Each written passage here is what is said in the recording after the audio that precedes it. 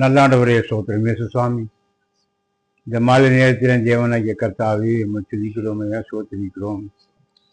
இந்த வார்த்தைகள் ஆண்டவரே உங்கள் பிள்ளைகளுக்கு சொல்லும்படியாக எனக்கு தந்த தருணத்துக்காக இந்த சோத்திரம். வார்த்தை கேட்பவர்களை ஒவ்வொருவரையும் ஆசிரியமையா பேர் பேராக தனித்தனியாக குடும்பமாக நீ ஆசிரியர். துதியும் கனமும் மகிழ்ச்சி தேவாதி தேவனுக்கே செலுத்துகிறோம்.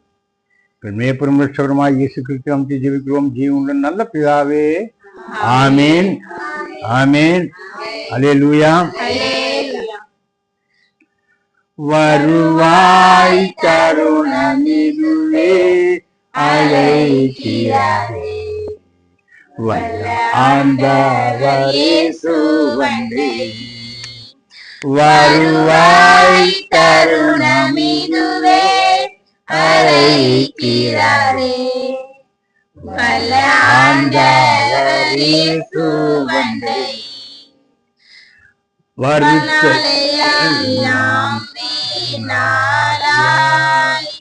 வருத்தத்தோடு கழிப்பது ஏன், வாழ்நாளெல்லாம் வீணாய். வருத்தத்தோடு கழிப்பது ஏன், வந்தவர் பாதம் சரணடைந்தார், வாழ்வித்து உன்னை சேர்த்துக் கொள்வார். வந்தவர் பாதம் சரணடைந்தால், வாழ்வித்து உன்னை சேர்த்துக் கொள்வார்.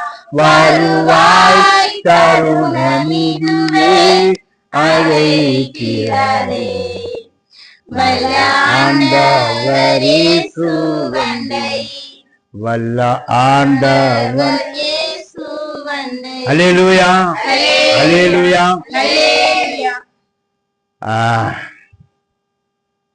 அன்புக்கும் வணக்கத்தும் கூடிய கர்த்தருடைய பிள்ளைகள் உங்கள் அனைவருக்கும் ஆண்டவராகிய இயேசு கிறிஸ்து நாமத்திலே வாழ்த்துதல் சொல்லி, வானத்தையும் பூமியும் உண்டாக்கின ஆண்டவருடைய நாமத்தை மகிமைப்படுத்தும்படியாக நீங்களும் நானும் ஒருமித்து கூடி வாசம் செய்வது எவ்வளவு இன்பமும் எவ்வளவு ஏற்றதுமாய் இருக்கிறது என்று நாங்கள் வேதத்தில் பார்க்கிறோம். ஆமேன். அல்லேலூயா. இங்க ஒரு மனுஷன் ஒரு மந்திரவாதியோ இல்ல வேற ஒரு பணக்காரனோ இல்ல வேற சரீரத்தில் பலம் இருக்கிறவனோ அவனுடைய சுயத்துல ஒண்ணுமே செய்ய முடியாது. ஆமீன். அவன் சுயத்துல ஒண்ணுமே. ஆனா யாரு நம்ம கூட இருக்கணும்?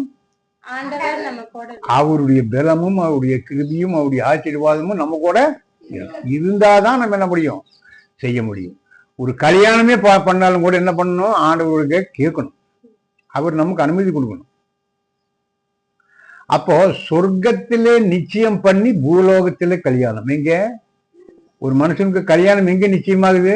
பரலோகத்தில் நிச்சயமாயி பூலோகத்துல அந்த கல்யாணம் என்னாகும்? நிச்சயமான ஒரு கல்யாணம். ஆமீன். மனுஷங்க பார்த்து பண்றது கல்யாணமே அல்ல. அப்ப மனுஷன் செய்யற என்னுடைய பலத்துல நான் செய்யறேன், என்னுடைய பணத்துல செய்யறேன்னாக்கா அது என்னன்னா அது கல்யாணமே அல்ல. அது நடுவால் என்ன போய் இப்படி கண்டுட்டு போய். இப்ப அப்படி பார்க்கும்போது ஆண்டவர் இந்த யோசுவா புஸ்தகத்துல 10ஆம் அதிகாரத்துல 5ஆம் வசனத்துல நம்ம பார்க்கிறோம். ஒரு 5-6 ராஜாக்கள் சேர்ந்து யாரு கூட யுத்தத்துக்கு வர்றாங்க? யோசுவா கூட யுத்தத்துக்கு வர்றாங்க.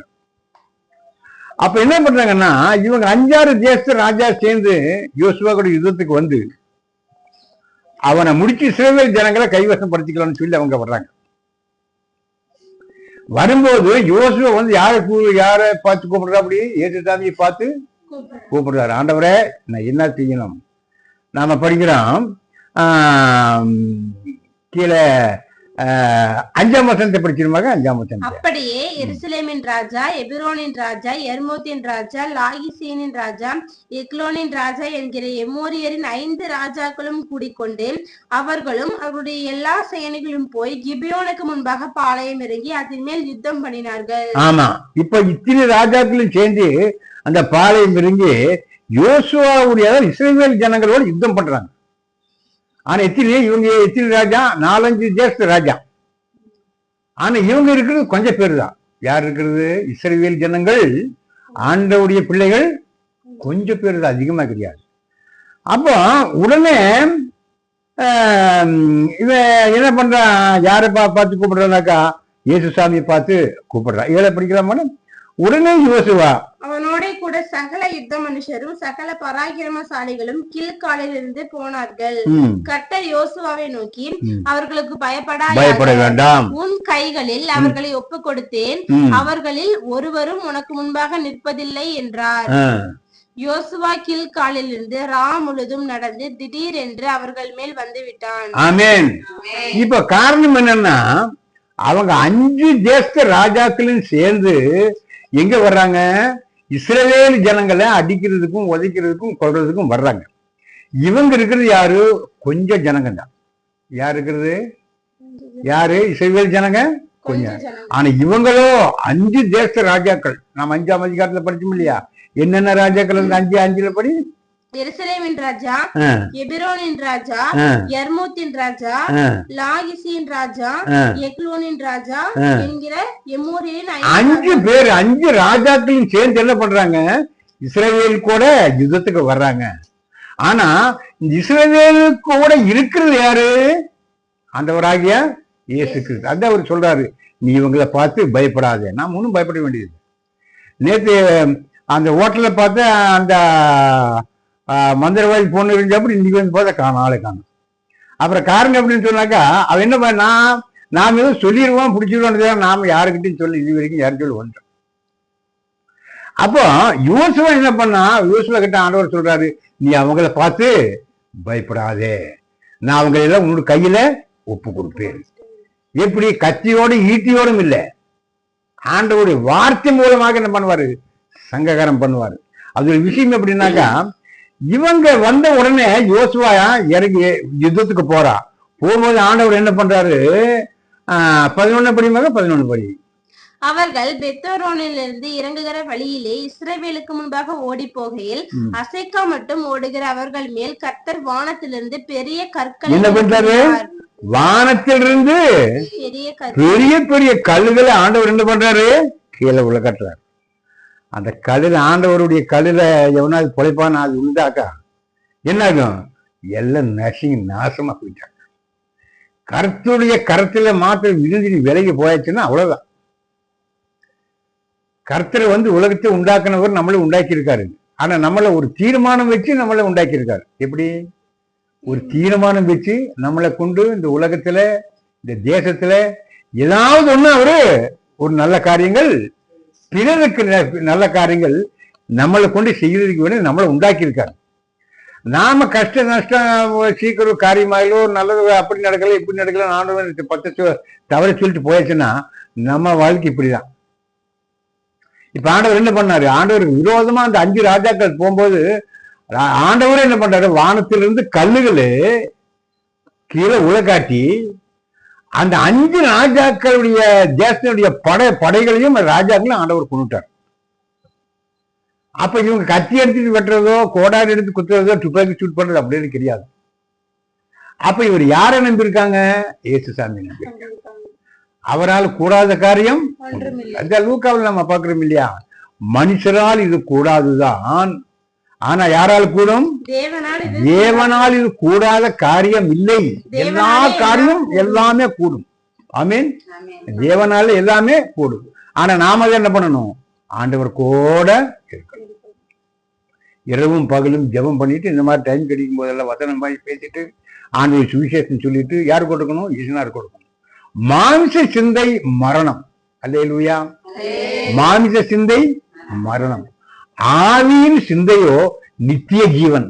இல்லது நித்திய ஜீவன் என்ன? நமக்கு பர்மனண்டா இருக்கிற ஜீவன், அது நித்திய ஜீவன். ஆவியின் சிந்தை, பரிசுத்தாவின் சிந்தை. மாமிசத்தின் சிந்தை என்ன ஆயிரும்?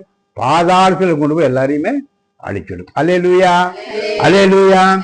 அப்ப 12வது வசனத்தை படிக்கும்போது கர்த்தர் எமோரியை இஸ்ரவேலருக்கு முன்பாக ஒப்பு கொடுக்கிற அந்நாளிலே யோசுவா கர்த்தரை நோக்கி பேசி, பின்பு இஸ்ரவேலின் கண்களுக்கு முன்பாக சூரியனே நீ கிபியோன் மேலும், சந்திரனே நீ ஆயலான் பள்ளத்தாக்கின் மேலும் தரித்து நில்லுங்கள் என்றான்.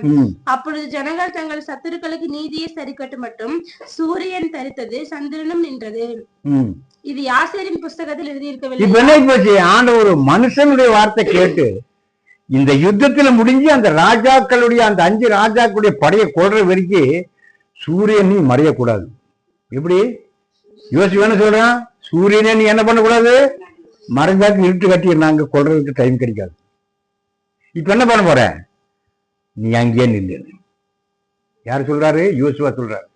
யோசுவா கடவுளா இல்ல மனுஷனா? மனுஷனுடைய பேச்சை யாரு கேட்டாரு, ஆண்டவர். அல்லேலூயா. அந்த மனுஷனுடைய பேச்சை கேட்டு அவர் என்ன பண்ணாரு, சூரியனை நிப்பாட்டிட்டாரு. இவன் யோசுவா நிப்பாட்டல, ஆண்டவர் நிப்பாட்டிட்டாரு. ஆனா இவர் உத்தரவு கேட்கிறார் யாருகிட்ட, யோசுவா கிட்ட. அப்போ யோசுவா உத்தரவு கேட்கிறாரு ஆண்டவர்கிட்ட.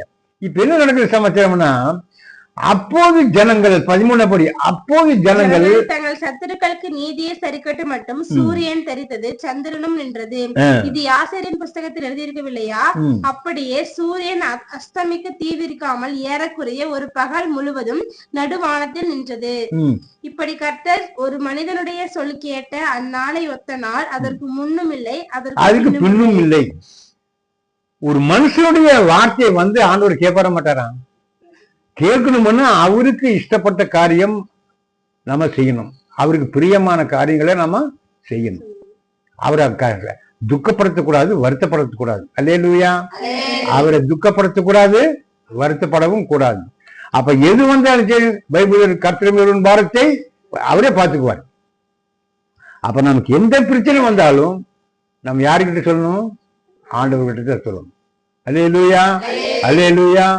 நம்ம ஜெபம் பண்ணலாம். நல்ல ஆண்டவரே ஸ்தோத்திரம். இயேசு சுவாமி, இந்த வார்த்தைகள் வசனங்கள் தந்ததுக்காக ஸ்தோத்திரம். தொடர்ந்து நீர் ஆசீர்வதியும். இதை கேட்டுக்கொண்டிருக்கிற ஒவ்வொருவரையும் நீர் ஆசீர்வதியும். பலவீனங்கள், சோர்வுகள், அசதிகள் ஆண்டவரே எல்லாவற்றையும் நீக்கி அந்த குடும்பத்தில் சந்தோஷம், சமாதானத்தை கட்டளிட முடியாது இருக்கிறது. இயேசு கிறிஸ்து நாமத்தில் ஜெபிக்கிற நல்ல பிதாவே, ஆமென், ஆமென்.